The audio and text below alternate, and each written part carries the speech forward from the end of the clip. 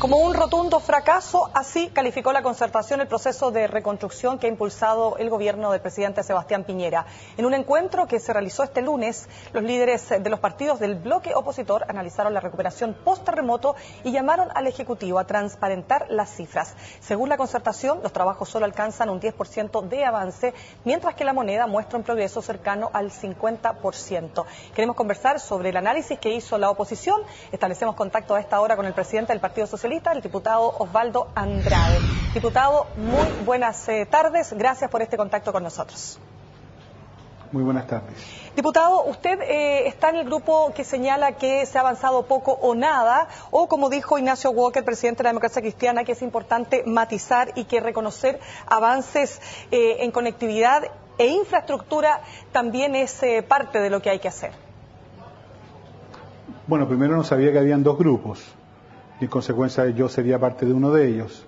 Lo que yo le puedo señalar como vocero, que fue además lo que convinimos entre los presidentes de los partidos de la Concertación en la reunión de hoy día por la mañana, que el balance que tenemos del proceso de reconstrucción, tanto en su etapa de emergencia como reconstrucción propiamente tal, es un balance negativo, que nos parece que la promesa del presidente no se ha cumplido, que el gobierno tiene la obligación de transparentar los datos, las cifras, y que además quisiéramos, y así lo hemos solicitado, que el informe fuera considerando las 135 comunas que están involucradas en el proceso de reconstrucción, que es el dato que no tenemos. Y en consecuencia, la Concertación tiene solo una opinión al respecto. Ahora, diputado, ¿cuál es la explicación que ustedes se dan para que existan esta disparidad de cifras? La Universidad de Chile, el Observatorio de Reconstrucción de la Universidad de Chile, ha dicho que hay que desagregar, que es importante establecer que cuando hablamos de 10% hablamos de casas construidas y que no se puede meter en un mismo saco casas construidas, reparaciones, subsidios. El gobierno, por su parte, dice que ese sí es un índice de reconstrucción. Entonces, ¿quién tiene la verdad, por así decirlo, en esto? Mire, yo encuentro que es absolutamente razonable que hayan dudas respecto a lo que dice el gobierno, toda vez que ellos son parte involucrada en el asunto y quieren evidentemente mostrar logros más allá de lo real. También esta misma crítica se podría hacer a la oposición, que pudiéramos nosotros tener un interés en exagerar lo negativo. Entonces quedemos con los órganos intermedios, con aquellos que no tienen una bandería política nítida, la Universidad de Chile o la Asociación Chilena de Municipalidades. Y ambos han sido coincidentes con lo que hemos señalado como oposición. Y en consecuencia, concédanos a lo menos el dato de que los órganos independientes, que no tienen una asignación política previa, han tenido una opinión similar a la que hemos expresado como oposición. Pero yo quisiera agregar algo más. Aquí hay un dato que es irrefutable. Mire, si en estos los datos uno puede jugar con las cifras en una o en otra dirección. Pero hay un dato que es claro, que es definitivo, y por eso hemos hablado de un fracaso. Este es el tercer invierno en que los damnificados van a pasarlo en campamentos. Y el presidente se comprometió a resolver la emergencia en el primer año. En consecuencia, si eso no es un fracaso, yo no sé qué otro nombre podría tener. Diputado, ¿usted no cree que se equivocó? Quizás el presidente fue demasiado precipitado. Y le pregunto esto porque incluso expertos internacionales han llegado a Chile a decir que se está avanzando de forma bastante rápida para lo que es la realidad de muchas otras latitudes donde este proceso a veces toma más de 10 años. El primer ministro japonés, inmediatamente después del tsunami que ocurrió en ese lejano país, señaló que la reconstrucción no iba a demorar no menos de 10 años. Eso hace un gobierno serio, un gobierno que no se deja llevar por el entusiasmo y que plantea, ante una catástrofe de esta magnitud, plantea también tiempos y cronologías serias. Yo creo que el problema que tiene el gobierno es que está preso de una promesa del presidente que no se cumple, así como esta y muchas más, por favor, no es el único caso. Pero una de las dificultades que ha tenido el gobierno para gobernar fue precisamente que la constante ha sido la promesa incumplida del presidente. Por eso, no es casual que 2/3 de los chilenos no le crean al presidente de Chile o tengan desconfianza de aquel. Precisamente por eso, porque son demasiadas las promesas que no se cumplen. Y esta es una más de ellas. O sea, entonces, claro, el gobierno hoy día se ve la obligación de tratar de demostrar lo indemostrable. Yo le vuelvo a decir, que le den una explicación, que no nos pongamos a pelear entre gobierno y oposición, que alguien le dé una explicación a las familias de los damnificados que este invierno, con frío y con lluvia, van a pasar nuevamente este invierno en un campamento. Si usted quiere, ponga la aldea como se usa ahora, pero son campamentos. Esa es la explicación que se requiere. Por eso le pregunto, ¿usted cree que se equivocó el presidente Sebastián Piñera? ¿Usted cree que se casó en su propia trampa al intentar dar una respuesta anticipada cuando la realidad claramente iba a ser distinta? De acuerdo a las experiencias internacionales por lo demás. Yo le contesto su pregunta diciendo que sí, se equivocó. Ahora, si cayó en su propia trampa, ese es un lenguaje que emplea usted. Yo no sabría de trampas en esto. Ahora, de todas maneras, diputado, respecto de los lugares que aún están pendientes, también se ha avanzado. Por eso le pregunto, es decir, no se puede señalar que no ha habido ningún avance, y no solo en infraestructura, como dice el presidente de la Democracia Cristiana, sino también en viviendas. Pero es cierto que falta. Entonces, ¿cuál es el balance en ese sentido que hacen ustedes? Bueno, pues ya se lo he dicho. Si el balance en materia de vivienda es nefasto. Si no es más allá del 10 o el 11%, y esto no lo decimos nosotros, lo dice la Universidad de Chile, y lo dicen además las personas que están en el lugar. Mire, el presidente el señor ministro de Vivienda entregó 91 soluciones habitacionales en Dichato el otro día, y él mismo reconoció que faltan 400. Entonces, ¿de qué estamos hablando? ¿Ese es el 49% que dice el gobierno? Entonces, hagámosle las cosas como son. Aquí hay claramente una incompetencia del gobierno para enfrentar el problema de la emergencia. Y si se ha avanzado en otras materias como conectividad y obras públicas, eso se debe fundamentalmente a las áreas concesionadas. Eso no es logro del gobierno, por favor. No tratemos de hacernos dueños de logros que son de otros. Ahora, los balances, por supuesto, como todo balance, tiene positivos y negativos. El balance es un resultado, es un final, es la conclusión de lo positivo y negativo. Nuestro balance como oposición es que el proceso de reconstrucción es negativo. Ese es nuestro balance. Ahora, así como la oposición destaca, digamos, el proceso de reconstrucción en sus lados débiles, por otro lado, el gobierno está realzando lo que ha sido la determinación de la fiscal Huerta respecto a las responsabilidades tras el maremoto. ¿Le teme usted a que esto vaya en una escalada que pueda afectar, por ejemplo, a la expresidenta Michelle Bachelet? No tengo ningún temor. Ahora, ¿usted cree que ella debió haberse pronunciado los días que estuvo acá en el país tal como pedía el gobierno o la Alianza por Chile? No veo razón alguna para aquello. Ella ya se pronunció. Si ella prestó declaración ante la fiscal Huerta, ¿se le olvida a la gente eso?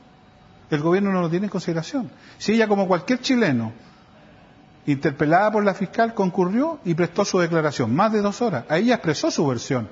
¿Por qué tendría que hablar de nuevo si este es un proceso que está en curso? ¿Por qué no dejamos que la fiscal haga su investigación? Dejemos que las personas que están involucradas como imputadas hagan su defensa. Dejemos que los querellantes hagan sus alegaciones. Dejemos que el proceso se desarrolle. No caigamos en el adelantar una carrera presidencial que no es sino la expresión del temor que tiene este gobierno ante la figura tan amplia y fantástica como es Bachelet. ¿Por qué tanto miedo a Bachelet? Fíjese que los que más hablan son los precandidatos. Hay ahí una jauría que se ha desatado para atacar a Bachelet. Esto no es nuevo, empezó en el gobierno al inicio. Dicen que tienen que hablar. El gobierno sabe que la presidenta no se puede pronunciar por razones de su cargo. Quiero poner un ejemplo, cuando se pronunció tiempo atrás el secretario general de la OEA, José Miguel Insulza, y hizo algunas observaciones en materia contingente, el propio gobierno salió a decir que no debía pronunciarse porque era un funcionario internacional. Bueno, a la presidenta Bachelet se le exige lo contrario. El doble estándar de este gobierno y de esta jauría es brutal. Y es solo temor. Diputado, quiero llevarlo a otro tema que tiene que ver con la crisis SENA-ISEN, y me gustaría saber qué le parece la determinación del gobierno de haber enviado al subsecretario de la Secretaría de la Presidencia hoy y haber anunciado que mañana sí viajará el ministro de Energía. Bueno, felizmente está escuchando el gobierno. El gobierno escuchó 3 cosas básicas. Uno, que aquí hay un movimiento social legítimo. Él no lo creía así, lo intentó legitimar. Algunos dijeron que todo esto era orquestado desde Santiago, ¿usted se acuerda? Otros decían que aquí lo que estaban operando eran operadores subversivos, qué sé yo. Bueno, felizmente el gobierno ya se dio cuenta que no es así. Segundo, se dio cuenta que si va a mandar a alguien, tiene que mandar a alguien con el cual los interlocutores sociales puedan conversar, puedan negociar, puedan llegar a acuerdos. No puede enviar ministros que lo primero que dicen cuando llegan allá después de la primera reunión es que estaban equivocados, que tenían una impresión distinta, que fue un error lo que se había planteado. Esos ministros no sirven para eso.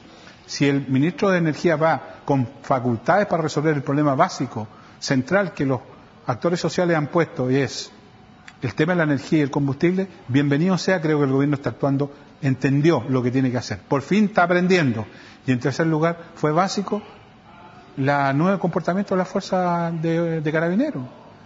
Fíjese cómo se retornó la tranquilidad en la región cuando Carabineros se replegó.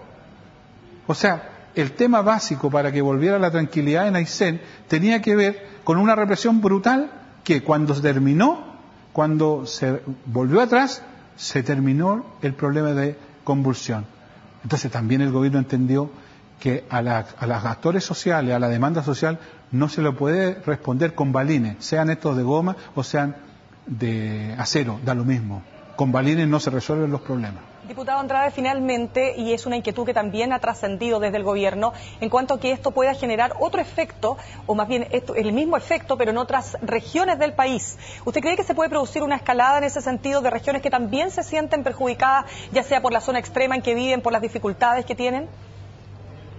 En una sociedad desigual, con diferencias sociales tan manifiestas como es la chilena, es evidente que ese es un riesgo. Pero será el talento y la competencia de los gobiernos la que tendrá que anticiparse a estos problemas. Si el gobierno tuviese una mínima sensibilidad al respecto, se anticiparía. Si este tema de Aysén, como ellos mismos lo han dicho, no es un tema nuevo, se podría haber previsto. Para eso, incluso de parte de las propias autoridades locales del propio gobierno, habían insinuaciones, también de sus parlamentarios. Pero si el gobierno no es capaz de anticiparse, enfrentar los problemas con la debida antelación, tomar medidas en relación con cada una de estas cosas, evidentemente lo que va a quedar planteado es que la única manera que este gobierno entienda y escuche es después de haber hecho un proceso de movilización social. Mire, la paz social costó mucho lograrla en este país. Nos costó sangre, sudor y lágrimas. Yo espero que este gobierno de derecha no termine con ese capital que logramos construir con mucho esfuerzo. La sola relevancia del orden público es insuficiente para enfrentar los problemas sociales. Este gobierno tiene que entenderlo de una vez por todas. ¿Y este año será un año de paz social, diría usted? O sea, de parte de los actores sociales, la violencia nunca ha estado al lado de los más débiles. La violencia nunca ha favorecido a los trabajadores. Son ellos los que pagan siempre las consecuencias de la violencia. Si los muertos no son muertos sino del mundo de los más humildes. En consecuencia, la violencia nunca ayudará a aquello. Y los que somos dirigentes de partidos de izquierda sabemos eso. Y en consecuencia, nunca estaremos detrás de los actos de violencia. Pero el gobierno tiene que hacer su tarea. Tiene que hacer su pega. Para eso lo eligieron al presidente. Para eso el presidente, una cantidad de votos, lo estableció como quien dirige al país. Tiene que hacer su pega. Por Dios que cuesta que entienda. ¿Y cuál es esa pega? Y hacer su pega significa anticiparse a los procesos, pues. Enfrentar las cosas antes que se produzca la convulsión. Si todos sabemos de lo que está, van a haber problemas laborales, va a haber problemas en salud, tenemos problemas regionales. Déjeme ponerle un ejemplo. El día martes, la primera sesión de la Cámara de Diputados, está planteado en el tercer lugar un proyecto de ley de iniciativa parlamentaria que establece el sueldo mínimo regionalizado. El gobierno no tenía idea de eso. Lo alcanzamos a ver antes que empezara el receso legislativo y el gobierno no tenía idea. Hizo plop. No sabía. Perdóneme, y estamos hablando de un tema que, por ejemplo, para los temas de Aysén, está en el centro del problema. Si el costo de la vida en una región extrema es mayor, naturalmente el ingreso debiera ser mayor. Eso es, conceptualmente es correcto, pero hay que transformarlo eso. Hay un proyecto presentado por iniciativa parlamentaria, no por iniciativa del gobierno, y el gobierno no sabía, oiga. De eso estamos hablando, de incompetencia. Bien, diputado, queremos darle las gracias por este tiempo con nosotros aquí en CNN Chile. Gracias a usted, que esté muy bien. Y nosotros cerramos estos 30 minutos informativos. Los dejo invitados para que continúen junto a nosotros en CNN Prime.